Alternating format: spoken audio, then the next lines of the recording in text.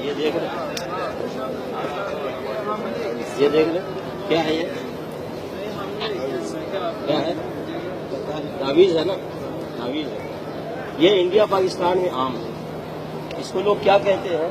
اس میں قرآن مجید ہے حالانکہ قرآن مجید کی آیت اس میں نہیں ہوتی عام طور سے ہم نے کھول کے دیکھا ہے قرآن کی آیت نہیں نکلی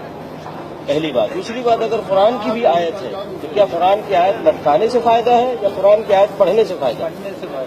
دعائیں لٹکانے سے فائدہ ہے یا دعائیں پڑھنے سے فائدہ ہے بولیے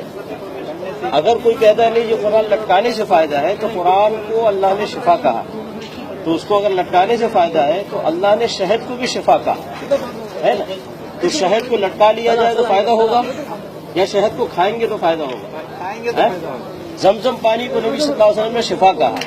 زمزم پانی کو لٹکائیں گے تو شفا ہوگا یا کہ پئیں گے تو شفا ہوگا تو اسی طریقے سے قرآن پڑھیں گے تو شفا ہوگا قرآن دعائیں پڑھیں گے تو شفا ہوگا لٹکانے سے شفا نہیں ہے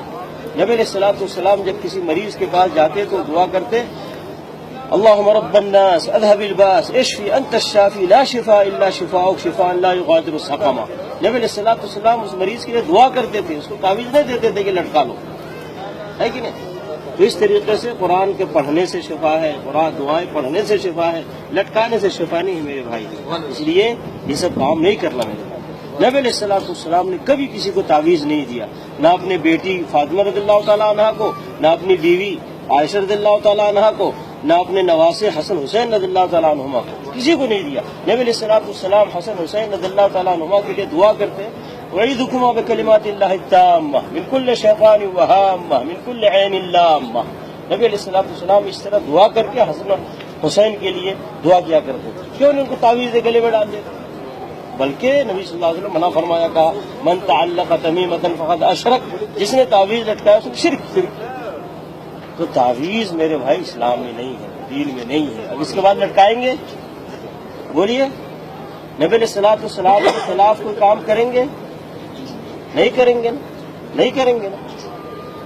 کیوں نہیں بول رہے یعنی نبی صلی اللہ علیہ وسلم مخالفت کریں گے نہیں کریں گے نا تو اس میں تعویذ بھی پہننا نبی صلی اللہ علیہ وسلم کی مخالفت ہے کریں گے یہ مخالفت نہیں کریں گے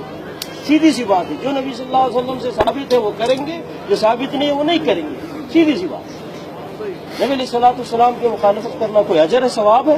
بہت بڑا گناہ ہے نبی علیہ الصلوۃ والسلام کی پیروی کرنا یہ ثواب کا کام ہے یہ نیکی کا کام ہے سمجھ گئے میرے بھائی اس لیے اگر کوئی مولوی کوئی مفتی کوئی حافظ قرآن اگر یہ چیز دیتا ہے تو نبی صلی اللہ علیہ وسلم کی مخالفت کرتا ہے ہم نبی صلی اللہ علیہ وسلم کی مخالفت نہیں کریں گے حافظ صاحب کی مولانا صاحب کی قاری صاحب کی مفتی صاحب کی مخالفت کریں گے کیونکہ ہم کو اللہ نے اپنے ساتھ اپنے نبی کی پیروی کا حکم دیا یا ایھا الذین آمنوا اطیعوا اللہ واطیعوا الرسول اے ایمان والو اللہ کی اطاعت کرو اللہ کے رسول کی اطاعت کرو کسی مولانا صاحب مفتی صاحب حافظ صاحب قاری صاحب کی اطاعت کا حکم نہیں دیا گیا ہم کو اس لیے میرے بھائی خیال کریں نہ یہ آپ لیں کسی سے نہ دے کسی کو بلکہ اگر آپ نے اس کو نکالا کسی کے گلے سے تو آپ کے لیے بڑا ثواب اور اجر